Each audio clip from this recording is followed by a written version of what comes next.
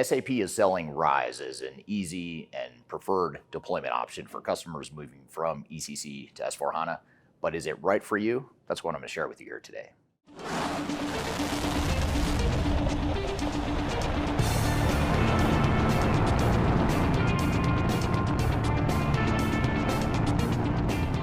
My name is Eric Kimberling. I'm the CEO of Third Stage Consulting. We're an independent tech-agnostic consulting firm that helps clients throughout the world with their digital transformation journeys. And many of our clients right now are going through their journey from ECC to S/4HANA.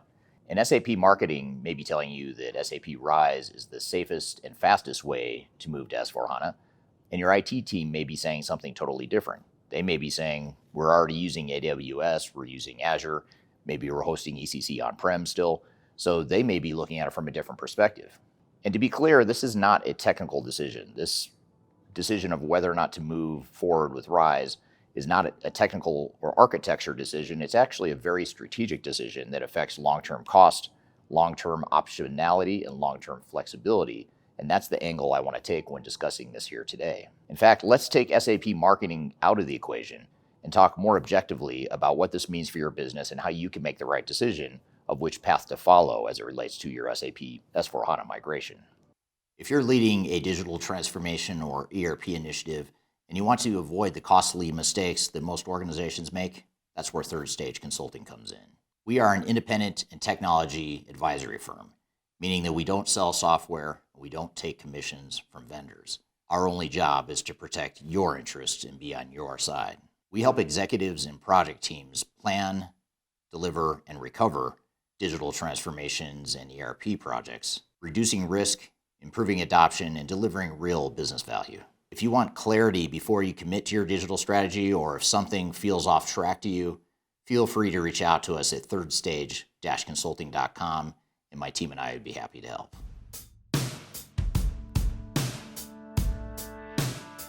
So SAP Rise is actually a very smart decision by SAP. It's a way that they can market an easy and fast migration to S/4HANA. And what it essentially is a way to package together and bundle a bunch of SAP offerings all in one contract to make it easier for you. It typically includes SAP S/4HANA Private Cloud Edition. It includes managed services. It includes managing the technical infrastructure. And it also includes commercial packaging. So it's a way to reduce the friction and to give you one single throat to choke when moving forward with your SAP migration.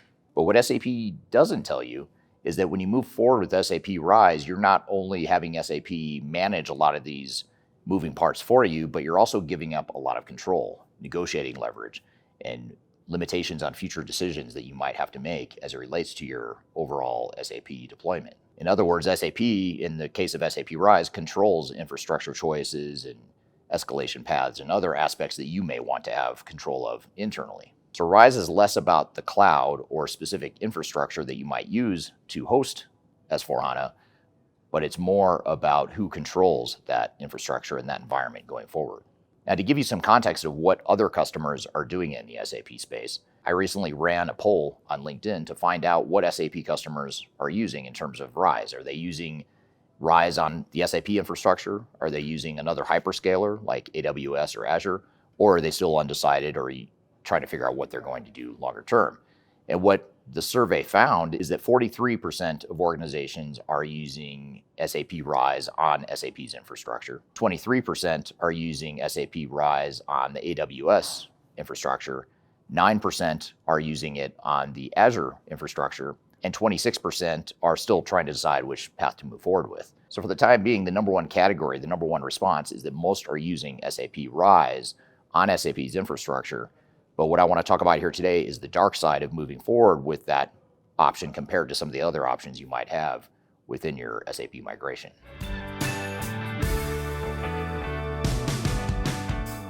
So in the quest to move more of their customers from ECC to S/4HANA, SAP has approved two major options you have when moving forward with your cloud migration.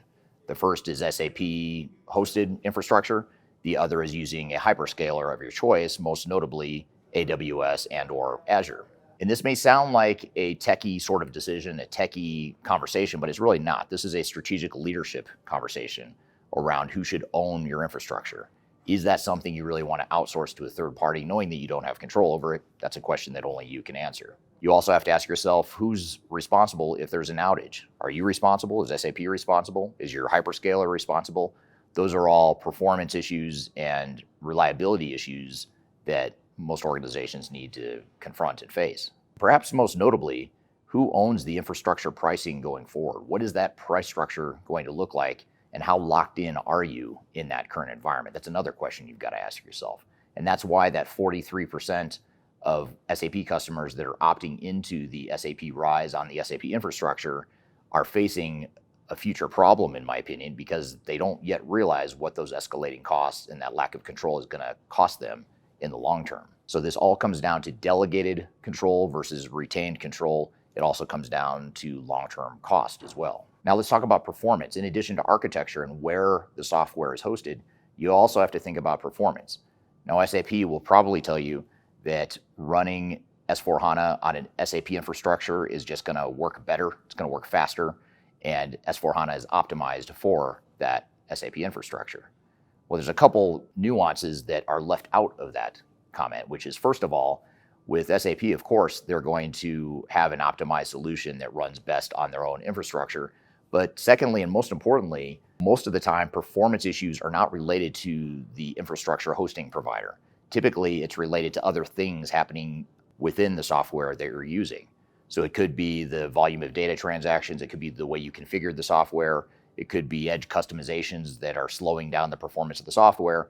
So I would submit to you that the infrastructure is less likely to have a material or noticeable impact on speed and performance as the actual way the software is deployed. So you have to look past that marketing spin and look past the fact that SAP is going to try and pressure you into using their infrastructure because, again, they want you all in on SAP. It's more revenue and profit to them, and they have more control over their long-term billings and cost to you.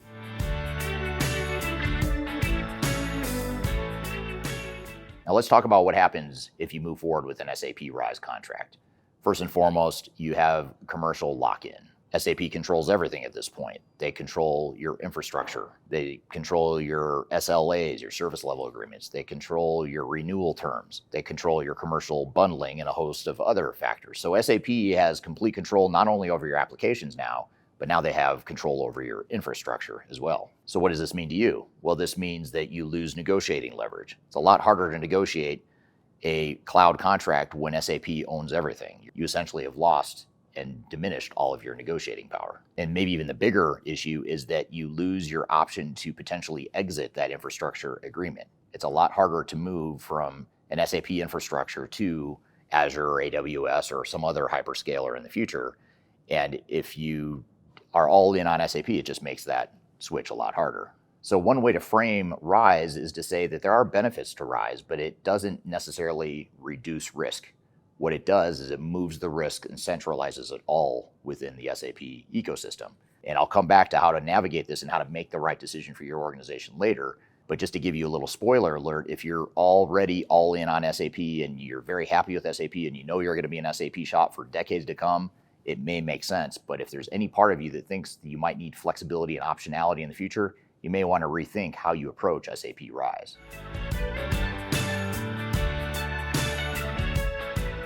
So does SAP Rise make sense for you, and how do you make that decision? How do you come to the right conclusion for you? For some of you, you're going to find that SAP Rise on SAP's infrastructure is fine. Others are going to find that it doesn't make sense, and you want to preserve some of your flexibility, some of your negotiating leverage, and your long-term optionality. And so what I want to do is give you a bit of a framework here to help make that decision. So Rise can make sense if you don't want to have a lot of IT ownership internally. In other words, if you don't have a robust IT staff that knows SAP really well, and you don't have any desire to have that competency in-house, it may make more sense for you to outsource that to SAP. In this case, maybe it makes sense for you to get the advantage of speed and ease of contracting with SAP Rise, knowing that you're giving up a bit of flexibility later if that flexibility isn't as important because you don't have the internal competencies. But Rise is more risky if you are more concerned about long-term flexibility, long-term cost, and long-term optionality. So in other words, if you have uncertainty in your business, or if you know your business is going to evolve quickly, or if you're already uncertain as to whether or not SAP is the right long-term partner for you, it may make more sense to look at other options to hedge your bets against SAP, not to go a different direction than S4HANA, but to take S4HANA and have it hosted through Rise on a hyperscaler rather than an SAP managed infrastructure. So here's a quick decision matrix or checklist you can use to determine whether or not you should go down the path of SAP Rise with SAP or SAP Rise with a hyperscaler. Well, first of all, if you aren't concerned about long-term flexibility and you don't want to have and don't plan to have internal IT competencies around SAP, then SAP Rise with SAP probably makes more sense. If your higher priority is negotiating leverage and preserving your long-term options, then looking at SAP Rise with a hyperscaler probably makes a lot more sense. You may want to go look at Azure or AWS as a potential hyperscaler infrastructure provider. And if your priority is future optionality, then you probably don't want to bundle everything together under one SAP Rise contract.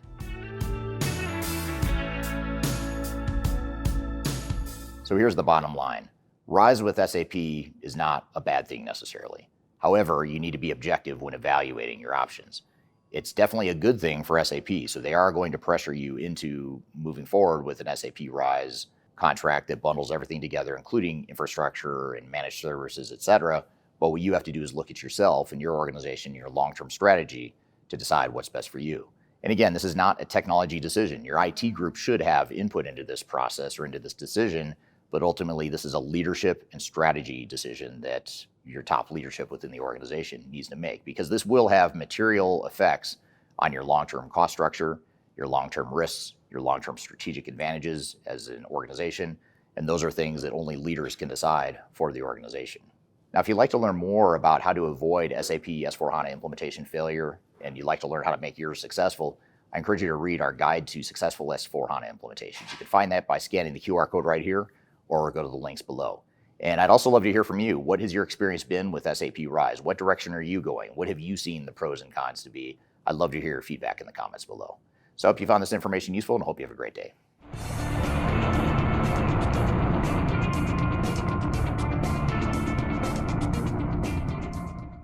If you're and your IT team may be saying, and your God.